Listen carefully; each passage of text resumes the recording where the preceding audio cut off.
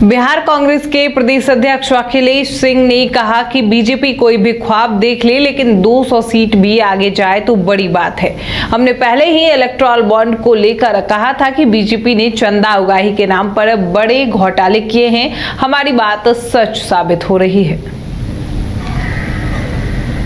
उसके आधा भी पहुंच जाए तो ऊपर वाला है। अभी ये सब हवाबाजी चलने दीजिए।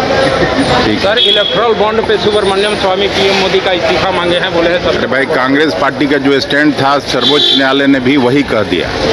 हम लोग पहले से इसका मुखालफत करते थे कि एक तरफ से लोगों को धंधा रोजगार उपलब्ध कराना और पीछे से इलेक्टोरल बॉन्ड के ये में पैसा लेना, तो ये बात कौन नहीं जानता था। अल्टीमेटली कांग्रेस ने जो कहा था उस समय, जिस समय ये बॉन्ड लाया जा रहा था, वही सच साबित हुआ और उसी को स्वीकृति सर्वोच्च न्यायालय ने भी दिया। तेजस्वी यादव जो यात्रा कर रहे हैं उसको लूट यात्रा का नाम दे रहे हैं कि अब लूट यात्रा करनी चाहिए। कांग्रेस पार्टी के बैंक खातों को सील करने के विरोध में बिहार कांग्रेस के नेताओं ने इनकम टैक्स गोलंबर पर प्रदर्शन किया। प्रदर्शन में कांग्रेस विधायक दल के नेता शकील अहमद खान समेत काफी संख्या में कार्यकर्ताओं ने जमकर नारेबाजी की। कांग्रेस विधायक दल के नेता शकील अहमद खान ने कहा कि सड़कों पर उतरकर हम जनता को आह्वान कर रहे हैं कि देश के लिए यह सरकार खराब है। किसानों की समस्या को लेकर के चारों तरफ हाहाकार बचा हुआ है। दिल्ली में किसान समय मांगते हैं, उनके ऊपर बुलेट चलाया जाता है, गोली मारी जाती है। 750,000 से ज्यादा किसान पिछले बार मर गए। ऐसी स्थिति बनाने वाली सरकार के खिलाफ हमारे पास जो जमहूरियत में ताकत है, जनता के बीच में सीधे जाना, धरना करना, प्रदर्शन करना, जलसा करना। अभी हम लोग विधानसभा में भी इसका प्रदर्शन चल रहा है। हम यह बात तो करते रहेंगे, लेकिन भारतीय जनता पार्टी ने यह सोच रखा है कि छल और बल की बुनियाद पर हम सरकार चलाएंगे।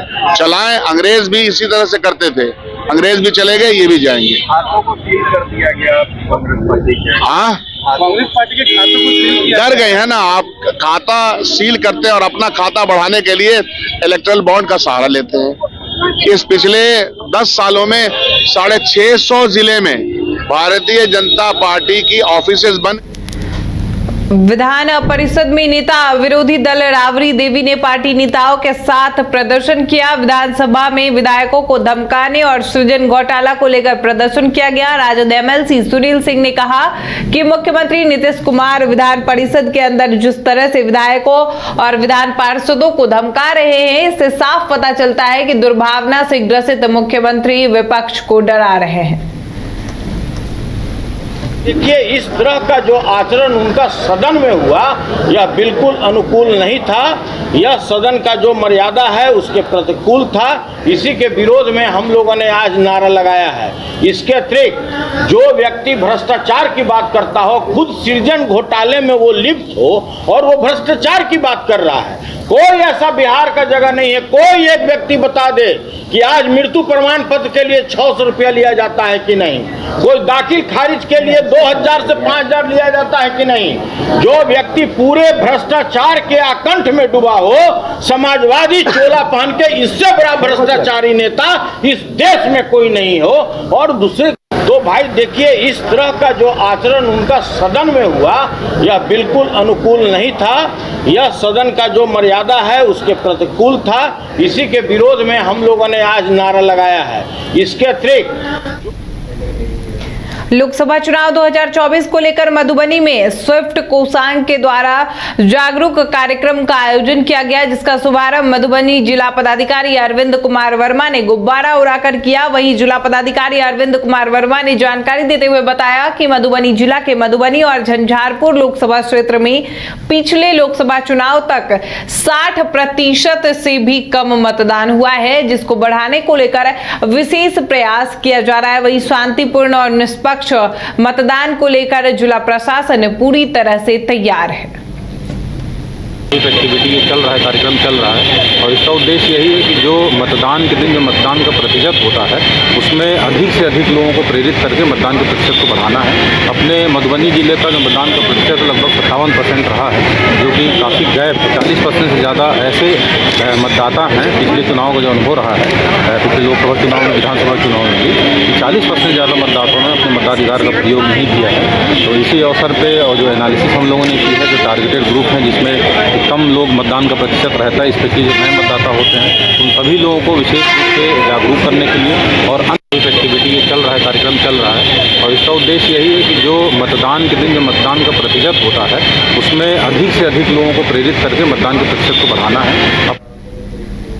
वहीं बिहार सरकार के मंत्री अशोक चौधरी ने आरजेडी कोटे के मंत्रियों के विभाग की जांच किए जाने को सही करार दिया है। उन्होंने कहा कि इस मामले में सरकार ने जो दिशा निर्देश दिया है वह सही है। उन्होंने कहा कि सरकार अपने स्तर से जांच कराएगी, उसके बाद न्यायालय भी मामले को देख सकती है।